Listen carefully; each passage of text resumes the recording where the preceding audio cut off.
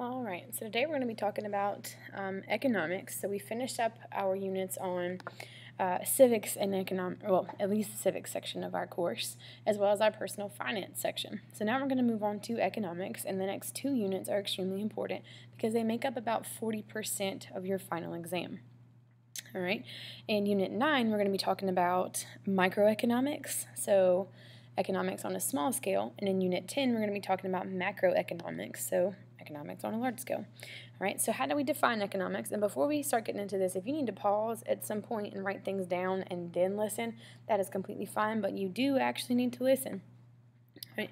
Economics is the study of choices in a world of unlimited wants and limited resources. So it's actually not true that economics is a study of money. Economics is a study of choices and what you do with your resources. Resources don't just mean money. That could mean water. That could mean time. That could mean effort. It could be space. It just depends. All right, so when we talk about microeconomics versus macroeconomics, like we said and discussed a little bit ago, microeconomics is the study of individuals and individual businesses, so on a small scale. So one business, like, I don't know, sheets, all right? How does sheets do supply and demand? Or the study of an individual, so how do you make a personal budget for the month, and what does that look like? What do you do with your resources? Macroeconomics is the study of whole industries or countries. So the entire, if we're talking about sheets, if we're talking about the entire oil industry, all right, so a whole country, how does their economy work? All right, and the key to economics, or the economic problem, is scarcity. All right, we have a key here. There's a key on your note sheet to help you remember. All right, scarcity is having more wants than you have resources. Every human being on this planet suffers from scarcity. All right, even Bill Gates, at some point, if he keeps spending his money, that bank account is eventually going to say zero. All right, so having more wants than you have resources happens to everyone. This is the economic problem. All right, and then wants versus needs are two different things. Speaking of wants, all right, a want is a good or service that's for comfort and not survival. You don't need M&Ms to survive. You don't need Cookout to survive. All right, you want a milkshake from Cookout, but you don't need it in order to survive. All right, a need is a good or service that you have to have. Water, you have to have food, at least enough to help your body survive, so some proteins and some carbs, things like that. You must have a place to find shelter so that you don't have to expose yourself to the elements all the time. All right, so wants versus needs are two different things. And we did a little balancing of wants versus needs in our budgets here in Unit 8. All right, and then speaking of goods and services, let's go ahead and define those while we're here.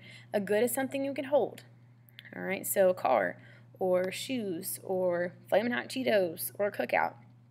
And a service is something that you pay someone to do, right? So you pay someone to cut your hair, you pay someone to fly you back and forth somewhere. You pay within your airline ticket are the charges for you to have a stewardess or a steward on your airline flight, or a taxi. The actual car itself is a good, but the service of them taking you one place to another is a service. All right, and because of scarcity, you have to make choices with the resources that are available to you to fulfill those wants and needs. All right, when we made our budget in Unit 8, you had to decide whether or not you were going to have thrifty, moderate, or abundant incomes, and you had to decide if you were going to have a phone, if you were going to do fancy shopping, if you were going to have to go to the thrift store to get your clothes. It just depends. All right, so now we're going to talk about how those choices get made. So the first thing is a trade-off. All right, this is choosing one good or service over another. All right, so if you choose Moe's to go to dinner, or if you choose Chipotle to go to eat for dinner. All right, and when we do this, we're going to pretend as though Chipotle does not have queso. All right, just for our purposes for the example. All right, so you choose one good or service over another. You chose to get a taxi instead of getting an Uber. You chose to go to Pitt and save some money instead of going to NC State for college. All right, so the trade-off is just the choice. Please notice how the word choosing is in purple. All right, put a star beside the word choosing. That is the key word that we associate with trade-offs. You trade one thing for another. All right. But when you trade one thing or another, you're going to give something up and you're going to leave something behind. And the value of that is called an opportunity cost. All right. So let's say that you choose, I wouldn't do this personally, but let's say that you choose Chipotle over Moe's for dinner. All right. When you chose Chipotle over Moe's, that was your trade-off. Now, what did you leave behind at Moe's in order to go get Chipotle? You left behind free chips and salsa, and you left behind the good queso. All right, so you gave up free chips and salsa when you chose Chipotle over Moe's. Okay, so opportunity cost is what you give up. So let's say that you choose Chick-fil-A over Bojangles for dinner. All right, choosing Chick-fil-A was your trade-off. All right, your opportunity cost was that now that you chose Chick-fil-A, you can no longer get Cajun fries or dirty rice. Those are your opportunity costs. That's the value of what you gave up and left behind. Okay, all right. So next we're going to talk about these 4 economic questions, all right? And these 4 questions kind of rule all of economics. They kind of determine what type of economy you have as a country, and they determine kind of how you function in terms of money. All right, so our first question is what should be produced? So are we going to fulfill people's wants, or are we going to fulfill people's needs, or both? Number 2 is how should it be produced? So are we going to allow the government to produce something? Are we going to allow individuals to do it? Are they going to use technology, maybe no technology? 3 is how much should be produced? So should we have enough that everyone has an abundant amount of resources, or should we produce just enough to cover the need? And number 4, for whom should it be produced? Are we producing this for everybody? Are we producing this for just the people who can afford it? Who is going to receive these items?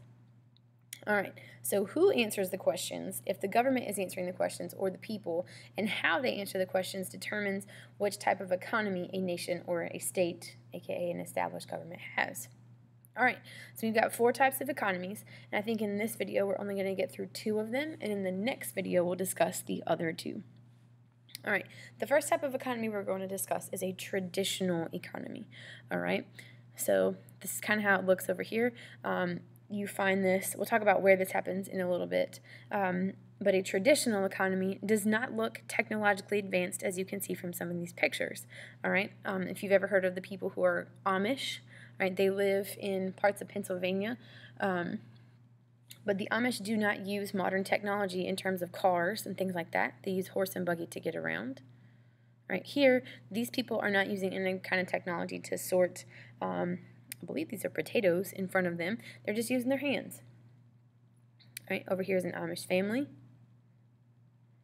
And this person is, again, not using technology to sort their goods and services. They're just using their hands.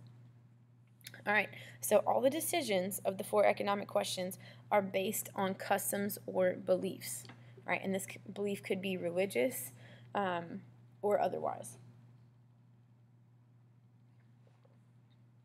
So all 4 economic questions, so what are we making, how much, for whom, and how it's going to happen, are all answered by their customs or beliefs. All right, so some advantages here of having a traditional economy. You have job security, all right? You know exactly what your job is, which is also certainty, all right? And you know that you're going to have a job for the rest of your life because the whole purpose of your job in your community is to meet someone's needs, all right? So let's say, for example, we're in an Amish community, all right? Your job is to meet the need of the community. Let's say that you're, I don't know, a baker. All right, you bake bread for the entire community. Everyone needs that. You are fulfilling a need, so you know you're going to have a job for the rest of your life. And there is some certainty in that. You do what your dad did, and what his dad did, and what his dad did. All right, you kind of have your established role, and you fulfill it. All right, another advantage is that your needs are met. All right, so you don't have to stress about where your needs are coming from. You know that members of the community are going to help you meet your needs. Some disadvantages, there's little to no technology, and there is absolutely no change. So an advantage could be certainty, and a disadvantage could be certainty. You don't change jobs. You don't get to go out into the world and find what's right for you and find your passion and do it. You just do what the rest of your family has done for generations. Right? There's little to no technology.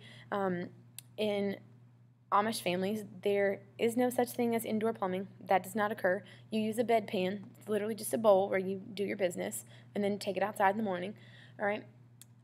They do not have running water inside the house typically. Some of them do if they are not quite as strict as other sectors of Amish people.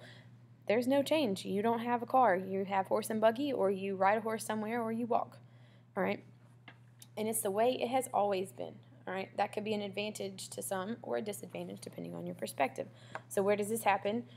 Obviously in the Amish communities here in the United States, but this also happens in parts of Central, Western, and Southern Africa. It just depends on how strong people's tribal roots are. And this happens in rural parts of Brazil, Ecuador, and Peru.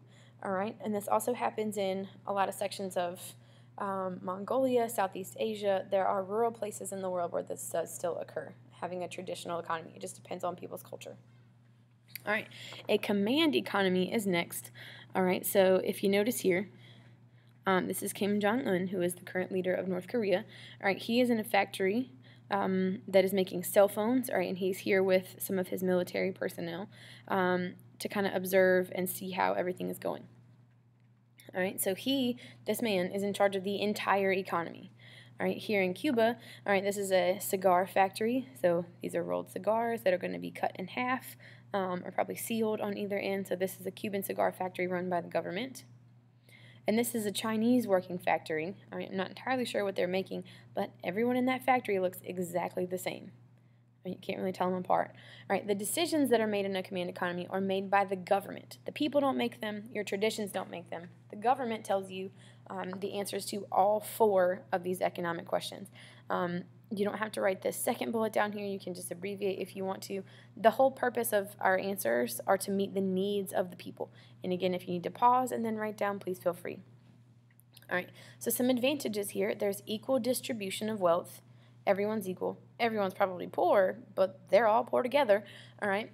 Some other advantages, you have financial support for education. So the government will pay for you to go to school all the way up through high school. Your parents don't have to worry about doing that. The public school system is there, but the public school system is government operated entirely from start to finish. All right. Also, your basic needs are met by the government. Your housing, your medical care, etc. All right. So everyone's needs are met. All right, that doesn't mean that your wants are met, but your basic needs that you have to survive are being fulfilled by your government. Actually, the largest housing projects in all of the world, government-sponsored housing projects, are in China. They are not here in the United States, as a lot of people think, but they are actually in China, and they house thousands of people at one time because they're giant. They're huge, tall skyscrapers. Some disadvantages of being in a command economy, like we said, there's equal distribution of wealth, but there's equal distribution of a small amount, so everyone is poor. There's little to no variety. If you walk into a store, you don't see an entire aisle full of potato chips or a whole aisle full of cereal. Your variety is not very big. There is no corner store that has 32 different types of candy bars. There might be 2 there, and that's all you get. You pick A or you pick B. All right, there's a small supply and a low quality. All right. Your chips are not fantastic. Some of them might be burnt. They aren't the greatest because the government doesn't really care if you want them or not. They create them for the purpose of fulfilling a need. All right? There's no private property. You don't own the store. The government does, and they just let you work there and let you operate it for them. There's little individual choice. You don't really get to choose. As we said before, there are 6 different haircuts that a male can have in North Korea. There are 6. You choose one of the 6, and if you decide that you want to do something besides that and you get caught, the military police will take you to the local barbershop and ask you to choose, and they will assist you in choosing if you do not do so yourself. All right, so you have little individual choice about basically any aspects of your life. All right, so where does this happen?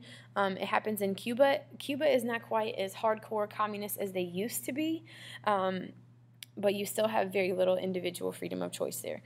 China has a command economy as well as North Korea. All right, and we'll talk about our next 2 types of economies in our next video.